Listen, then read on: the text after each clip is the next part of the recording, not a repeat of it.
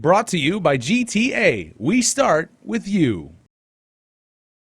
Senator James Moylan's bill addresses the number 1 and number 2 issues at our island's public park restrooms by establishing a public-private collaboration in which the Department of Parks and Recreation will set the requirements and standards for the management of one of Guam's 70 public parks by a private firm through what is called an invitation for bid, or IFB.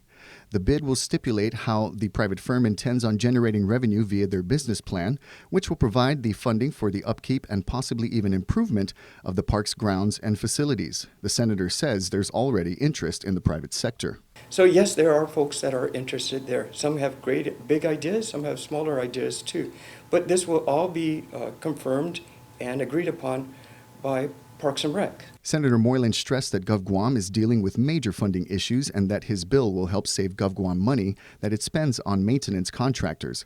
An invitation for bid put out by DOA's General Services Agency received a response with an estimated cost of $244,000 for restroom attendance and service maintenance, and that's only for 15 parks. If Moylan's Bill 58 is passed into law, those funds could go toward more critical needs. We have problems with our school facilities. We're trying to find more money for our police departments. The Department of Corrections has told us all their problems with their facilities. GMH is just waiting for us. According to Senator Moylan, that's just the beginning of the benefits for his public-private partnership bill, citing that there is a potential for greater economic activity generated by the companies interested in investing and developing Guam's public parks. He used Two Lovers Point as an existing model that created business opportunities for local entrepreneurs, which in turn created new job opportunities for the island community. Free enterprise develops jobs and helps our economy grow.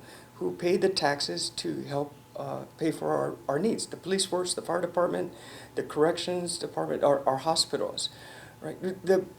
The private enterprise doesn't come in to try to get everything they can out of us. They want to grow with the community as well, because we're hiring people in our community to provide this service.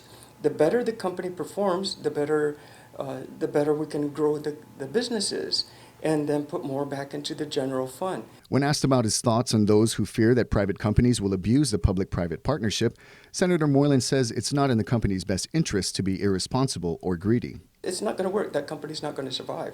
The spirit of competition comes in, and they're going to provide a better service and a better product, and that's what we want to do. And by doing so, that's going to help, again, the community. There's 70 parks, and if we went around and took pictures at all the different parks, I'm sure they all need a lot of help. But if we can just take care of a few with a public-private partnership that can generate some income and give people jobs, where's the harm? Bill 58 would authorize a minimum 10-year lease with an option to renew for an additional 10 years, and the awarded contract is subject to an annual performance review.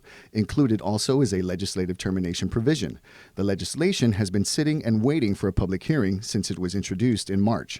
Reporting for Guam's News Network, I'm Julius Santos. Brought to you by GTA. We start with you.